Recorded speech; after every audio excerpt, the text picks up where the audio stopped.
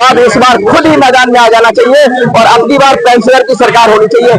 आप में से अगर कोई भी इतना ताकतवर है, इतना शक्तिशाली है, जो मेरे विचारों से सहमत है और कहना चाहता है कि महाराष्ट्र फतेह करना है, अगर महाराष्ट्र फतेह करना है तो मुझे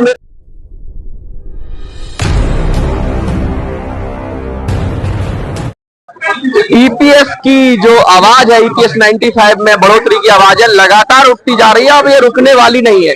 ये वो एनर्जी है, ये जो ऊर्जा है, जो बुजुर्गों में अपना रोष, अपना जोश भर देती है। और आज महाराष्ट्र से, पूरे देश से लोग इकट्ठा हुए जंतर मंतर पे। मोटी बात बता दूं, मैंने एक वीडियो डाली थी, मैंने पूछा था कि आप कहां से हैं, तो आपको आश्चर्यचकित होगा कि 100 अगर कमेंट आए थे तो उसमें से 80 लोग महाराष्ट्र के थे। और महाराष्ट्र के लोगों ने जो बीड़ा उठाया है, सबसे आगे बढ़कर ईपीएस की मांग की है, क्योंकि सबसे ज्यादा जो जनसंख्या है वो महाराष्ट्र के अंदर है। और मैंने भी वादा किया था, मैंने भी ये ताल ठोक के कहा था कि अगर महाराष्ट्र के लोग सरकार के खिलाफ खड़े होंगे तो मैं उनसे कंधे से कंधा मिलाने के लिए, उनके साथ खड़े होने के लिए महाराष्ट्र भी आऊंगा। और बहुत सारे राज्य थे, लेकिन सबसे ज्यादा जो प्यार दिया वो महाराष्ट्र ने दिया। और आज महाराष्ट्र की टीम है, महाराष्ट्र के अध्यक्ष हैं और भी संगठन से जुड़े हुए लोग हैं, सारे बुजुर्ग हैं। सबसे पहले हम परिचय जानने की कोशिश करेंगे। सर, आपका नाम क्या है? मैं देवराव पाटिल। सर, कौन से संगठन से जुड़े हुए हैं आप? हम लालवाड़ा संगठन। अच्छा, क्या लग रहा है कि महाराष्ट्र के अंदर कहते हैं कि 13 से 14 लाख के करीब पेंशनर्स है? 20 लाख 20 लाख कम से कम 20 लाख। क्यों? और कंट्रीब्यूटर भी अगर शामिल कर ले तो कम से कम 1 करोड़ हो जाता है। हाँ। किसी की भी सरकार बना सकते हैं, किसी भी सरकार बिगाड़ सकते हैं। हाँ। तो फिर महाराष्ट्र में क्यों नहीं एक्सपेरिमेंट किया जाता? क्या हो गया महाराष्ट्र के अंदर? 31 खासदार इंडिया आघाड़ी के लिए लाया हमने, भाजपा के तो 18 खासदार आ गए, सभी 3 मिला के हमारी ज्यादा खासदार आ गए। हम क्या नहीं कर सकते? तो आपने भाजपा को और इसको सबक सिखा दिया महाराष्ट्र में। हाँ, बिल्कुल। लेकिन आपका तो कोई फायदा नहीं हुआ, वो दूसरे आगे, वो भी मौज करेंगे। देखो, सांप के पीठ पर मारना पड़ता, फिर वो सीधा होता। उसको सीधा छोड़ दिया ना तुमने तो कुछ नहीं होने वाला है। यहाँ सांप कौन है? यहाँ तो कोई जिसकी सरकार आती है वो वादा करता है, मौका लेके आपके कंधे पे बंदूक चला लेगा और आगे जाके फिर कहेगा भैया वो भी कुर्सी पे बैठ जाएंगे, फिर उनके पीछे भागते रहो। कब पेंशनर की सरकार कब बनेगी? कब पेंशनर अपने आप खड़ा होगा और वो अपनी सरकार बनाएगा और अपना हक लेगा? ऐसा भी तो हो सकता है। हो सकता है जब सभी पेंशनर विरोध में जाएंगे। अभी ये टाइम में इंडिया आघाड़ी पूरे देश में अंदर विरोध में थी, सरकार हमारी आती थी, लेकिन क्या हुआ, इलेक्शन कमीशन का सपोर्ट इनको मिल गया और 100 एमपी से 240 हो गए और 2 आदमी हमारे उधर सपोर्ट में आए। कौन से? चंद्रा बाबू और दूसरा नीतीश कुमार, दोनों सपोर्ट में। आज तो सपोर्ट में 6 महीने बदलता पार्टी हो। क्यों नहीं देते हैं? ऐसा देखा गया कि 800, 900 रुपया पेंशन है, कहीं कहीं 1000 रुपए से भी कम है, और सरकार ये कहती है कि हमने 1000 दे दिया। 1000 भी नहीं देते हैं। 20-30 किसने दिया 1000? मोदी सरकार कहती है लगातार। 1 मिनट, मोदी सरकार इतनी झूठी है, 1 पैसा इसने दिया नहीं। जो हमको मिला 1000 रुपए, उसके ऑर्डर यानी मंत्रालय में 3 मार्च 2014 को हो गई मिनिमम पेंशन 1000 करो। नहीं तो 1 रुपया पेंशन लेने वाले इस देश के अंदर 74 आदमी थे। तो कांग्रेस सरकार ने 1000 किया। 1000 नहीं है, अभी हमने 11 लाख की चेतावनी दी है। 1000 बहुत सारे लोगों का कम आ रहा है। क्यों कम आ रहा है? इन्होंने 1000 25 साल पर डिवाइड किया। 1 साल अगर 58 को कम है तो 40 रुपए कम मिलते हैं। अच्छा, हाँ, 960 मिलेगी उसको। तो फिर सीधा सीधा ये क्यों कहते हैं कि 1000 कर दिया? ये बोलिए कि 25 साल वाले को 1000 किया है। नहीं, 1 साल कम मिनिमम में 1 साल करना चाहिए। ऐसे कांग्रेस गवर्नमेंट की इच्छा थी और 2 साल लॉ बनाया उन्होंने, लेकिन जब कम किया तो मोदी सरकार ने क्या कम किया? 1000 क्यों नहीं आ रहा है? क्या कारण है? कौन सा फॉर्मूला है? कौन सा तरीका है? फॉर्मूला ये है कि 58 साल तक सर्विस इन्हें गृहित है और 25 साल की रेगुलर सर्विस उम्र होना 28। अगर 57 साल में तुमने छोड़ दिया या कारखाना बंद हो गया तो 40 रुपए कम। और आपकी तो कोई गलती नहीं है, अगर कारखाना बंद हो गया तो आपकी ये गलती है। नहीं, हमारी कोई गलती नहीं। ये सरकार कहती भी नहीं है। सरकार तो ये कहती है कि सबको 1000 कर दिया। वो तो ये कहती नहीं है कि कारखाना बंद हो गया, 25 साल से कुछ कम हो गया, ये तो कुछ बताती नहीं है। वो तो संसद में उठा के कहती है सबको 1000 मिल रहा है, minimum pension for all 1000। No, सब झूठ है। नहीं, 1000 भी नहीं मिल रहा, मैं कह रहा हूँ वो भी झूठ है। ये इतनी झूठी सरकार है, ये बोलती कुछ है और करती कुछ है। मोदी पे बिल्कुल भी विश्वास हमारा पेंशनर लोगों का बिल्कुल ही नहीं। अभी उसका नतीजा आपने देख लिया, लोकसभा में उनके 400 पार नहीं मिला उनको रिजल्ट। अभी कैसा है लेकिन अगर ये एक बात बताइए, अगर मोदी मैं आपसे पूछना चाहता हूँ, ये लगातार कह रहे हैं कि मोदी पर भरोसा नहीं है, मोदी पर भरोसा नहीं है। भरोसा करे तो करे किस पे? सभी तो एक जैसे ही हैं। अगर दूसरा आ जाएंगे वो तो पॉलिटिकल बात हो गई। मैं नहीं मानता कि अगर कोई और पार्टी आ जाएगी तो फिर नए सिरे से ही कहानी शुरू होगी। पेंशनर को कोई ऐसा मिल प्रूफ फॉर्मूला नहीं है कि पेंशनर को उनका हक और अधिकार मिल जाए। 2013 में हमारे यहाँ 1 रुपया, 4 रुपए, 75 रुपए लेने वाले लोग थे। हम 2013 में यहाँ पे बैठे और यहाँ से आवाज निकली तो सबको 1000 की ऐलान हो गई। पर उसमें उन्होंने कुछ ऐसी बातें डाल दिए कि हर एक को 1000 नहीं मिल सकती। 5 लाख विधवा लोगों को, जिनको 250, 300 थी, सब विधवा लोग को 1000 ले रही है। पर जो मजदूर थे, कामगार, इनको 1000 नहीं मिल रही। आज हमारे नेता इनको 750 ही है। उन्होंने आपको भी 750, आप करे 1000। 1000 क्यों? 750 क्यों? आपको 1000 कारखाना बंद गिर गया ना 4 साल पहले। तो मोदी सरकार तो ये कहती है कारखाने वाला, वो तो सीधा सीधा कहती है सबको 1000। मोदी सरकार जैसी झूठ सरकार आज तक इस देश में आई नहीं। कांग्रेस थी, पैसा खाने वाले थे, भ्रष्टाचार भी था। कांग्रेस पैसा खाती थी? हाँ, कांग्रेस पैसा, ये भी खाते, क्या नहीं खाते? ये तो दोनों ही पार्टियां खा रही हैं। हाँ, सब चोर है, सब चोर है। आप क्या कहेंगे? सब मिली भगत है सर, बीजेपी और कांग्रेस। गरीबों को कुछ पूछने वाले नहीं है। अच्छा, आप मुझे जानते हैं? हाँ जी, हाँ जी। आपको ज्यादा तो नहीं बोलता, मैं आपको भी झूठ लगेगा। मैं तुमको कम से कम 1 साल से आपका वीडियो देख रहा करके मैंने आपको देखते बराबर पकड़ लिया। आपने मुझे पकड़ लिया? हाँ, क्यों? ये बात करने की थी, हमारी आवाज कम से कम आपको धन्यवाद है सामने लाने के लिए। आपके ही सामने मेरा यही कहना है। कांग्रेस बीजेपी वाले बढ़ जाते हैं, कोई कहता कांग्रेस नहीं, वो हम देखे 15 साल तुम चलाओ, 15 साल हम चलाते हैं। आगे विधानसभा है ना, इसलिए वो नहीं कर रहे। अब ये करेगा ना वो झूठा मामला, वो सामने जब तक आएगा उसको सब आदमी जुमलेबाज सरकार है, आपकी झगड़े लगाती है और मजदूरों की तरफ और किसानों की तरफ बिल्कुल नहीं देखती। ये बड़े लोगों के ही काम करती है। ये मोदी सरकार ने 2014 के पहले आने से हमसे वादा किया था, हम आपको 3.5 और महंगे भत्ता देंगे।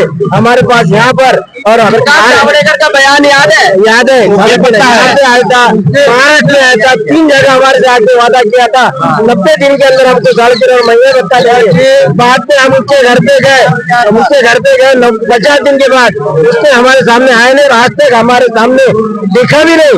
और ये इसलिए झूठी और हर चीज में, हर बातों में झूठी बोलने वाली सरकार है ये।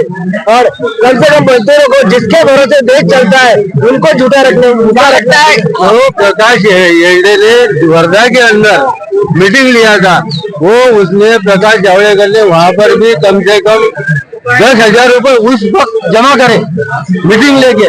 लोगों से, गरीब लोगों से वो गए, वहां पर पैसा लिए उन्होंने और बाकी बोले ज्यादा से ज्यादा हमारी सरकार आने के बाद 90 दिन के बाद में तुम्हारा हम काम कर देंगे। लेकिन उसने कुछ भी नहीं करा। वो उसको मोदी सरकार ने हटा दिया, वहां से हटा दिया। उसका एक नुमाइंदा फिरता है, अभी अगले महीने में मिलने वाली है, 2 महीने में मिलने वाली है, 15 दिन में 15 दिन में मिलने वाला है। वो नुमाइंदा एक नुमाइंदा है, वो घूमता है, हर जगह जाता है। अभी अगले महीने मिलने वाले इस लोगों को, हमारे पेंशनर लोगों को राह दिखाता है और झूठी बातें देता है। ऐसा भी उनका खिला पिला है जिसको। ऐसे भी लोग हैं क्या जो कि सरकार के साथ एजेंट है सरकार के? ऐसे भी लोग हैं, बहुत सारे हैं इन लोगों, और वो पेंशनर के नेता भी बने हुए हैं और मैं बोलता हूँ हमारा एक विश्वास है सुप्रिया सुले जी से कि वो खासदार लगातार बड़ा अच्छा उन्होंने बहुत सारे बार पेंशनर की बात की हुई है अपने लोकसभा हुई, उसमें वो सुप्रिया, लेकिन क्या ही करेंगी, वो इतनी शक्ति में नहीं है। आप कुछ कहना चाह रहे हैं? आज की सियासत में मैं ये कहना चाहता हूँ कि सियासत करने वालों में चंदन थे वो घिस गए, अब रह गए नमकीन के घोल। असली थे वो चले गए, अब रह गए चपाती चोर। अब रह गए चपाती चोर, नया नाम दे दिया कैंसलर ने, चपाती चोर, रोटी चोर। अगर ये रोटी चोर है, ये जो रोटी खोर है, ये जो इंसान का खून भी चूस ले, इनसे इन सरकारों से, इन पार्टियों से कोई उम्मीद है क्या? बिल्कुल उम्मीद नहीं है। तो ये सरकार के अंदर या पार्टियों के अंदर ऐसी बात है कि घोड़े को नहीं मिलती घास से देखो, और गधे खा रहे हैं चवनपुरा से देखो। क्या बात कही है। तो क्या लगता है कि जैसे आप पेंशनर के लीडर हैं, ऐसे बहुत सारे लीडर क्या महाराष्ट्र में बिगुल उठा के चुनाव में क्यों नहीं खड़े होते? हम लोग साथ देंगे, मैं आऊंगा प्रचार करने, मैं आऊंगा। चुनाव की जो बात है, चुनाव की जो बात है, तो 25 करोड़ रुपए जिसके पास है वो ही इसमें खड़ा रह सकता। सभी चुनाव अगर देखिए, जिनके पास जनता नहीं है उनके पास पैसा चाहिए। अगर जनता साथ में है तो झूठे बातें देते हैं, झूठी तुम्हारी माध्यम से लोगों को बहलाते हैं। और सब मैं दूसरी बात कह रहा हूँ, मैं इन नेताओं की नहीं कह रहा, मैं कह रहा हूँ कि अगर आप ही लोगों में से कोई बिगुल उठा ले, अपने में से आप हो जाओ और सब लोग मदद करें और उसकी सरकार बना दे, तब क्या होगा? झगड़ा लगाते हैं, हिंदू मुस्लिम का झगड़ा लगा के लोगों को बहला देते हैं और गुमराह करके लोगों को एक जगह आने नहीं देते कि इनकी नीति है, इसलिए लोग एक जगह आ नहीं सकते। लेकिन पेंशनर क्या लगता है, हिंदू के नाम पे लोग इकट्ठा हो जाते हैं, मुस्लिम के नाम पे लोग इकट्ठा हो जाते हैं, दलित के नाम पे इकट्ठा हो जाते हैं, ओबीसी के नाम पे इकट्ठा हो जाते हैं, युवाओं के नाम पे इकट्ठा हो जाते हैं, महिलाओं के नाम पे इकट्ठा हो जाते हैं, बच्चों के नाम पे भी बच्चा पार्टी बना लेते हैं। लेकिन पेंशनर इकट्ठा होकर आपका चुनाव नहीं लड़ सकते, निर्दलीय इंडिपेंडेंट लड़ सकते हैं क्या? नहीं, पेंशन कमजोर है। ये बोलेंगे। हाँ जी, ये बताइए, जितनी सारी पार्टियां हैं, इतनी लगातार देश के अंदर इतनी पार्टियां हैं, किसी ने भी पेंशनर का हित नहीं किया। सब ना किसी कोई बात उठाता पेंशनर की ढंग से, नाम के लिए आ जाएंगे, इलेक्शन के टाइम में आ जाएंगे, लेकिन नहीं उठाते। मेरा सवाल ये है कि पेंशनर करोड़ों में है, 1 करोड़ के लगभग पूरे देश में पेंशनर है, यूपीएस 90 से जुड़ा हुआ, 7 करोड़ से ज्यादा कंट्रीब्यूटर है, यानी कि 8 करोड़ परिवार, यानी कि 40 करोड़ वोटर सीधा जुड़ा हुआ है। ये चाहे जिसकी सरकार बना दे, ये चाहे जिसकी सरकार हटा दे, लेकिन दूसरों की बनाते हो, दूसरों की बिगाड़ते हो। पेंशनर की सरकार कब बनेगी? जैसे 8 करोड़ पेंशनर्स है उसके ऊपर डिपेंडेंट, 8 करोड़ हर जिले में, तबके में, क्षेत्र में बटे हुए हैं, वो इकट्ठा ताकत नहीं हो सकती, उनका कोई चुन के नहीं आता। अच्छा, वो एक ही काम कर सकते हैं, अगर कोई एक बताता था, अगर वही काम कर सकता है कि जो हमारी मांगेगा उसके पीछे जाएंगे।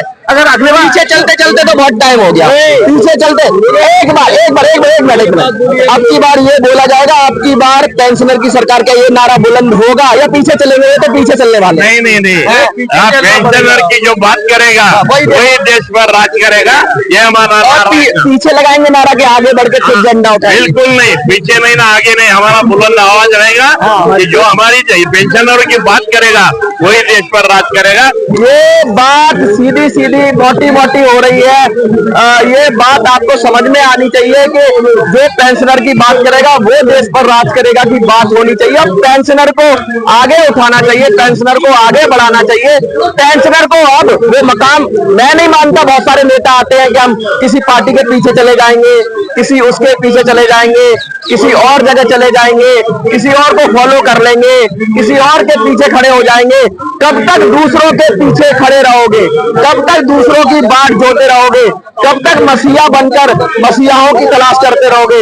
लोग नेता बन जाते हैं, गाड़ी घोड़ा सब ले लेते हैं, इकट्ठा हो जाते हैं और इकट्ठा होने के बाद लोग आपको यूज कर लेते हैं जो वोट बैंक। लेकिन आज तक पेंशनर की बात करना, पेंशनर के साथ खड़ा होना, पेंशनर खुद अपने लिए आगे बढ़कर चुनाव में क्यों नहीं उतरता, ये मेरा सवाल है।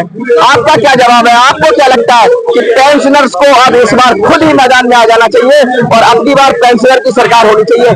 आप में से अगर कोई भी इतना ताकतवर है, इतना शक्तिशाली है, जो मेरे विचारों से सहमत है और कहना चाहता है कि महाराष्ट्र फतेह करना है, अगर महाराष्ट्र फतेह करना है तो मुझे मेरे नंबर पर संपर्क करना।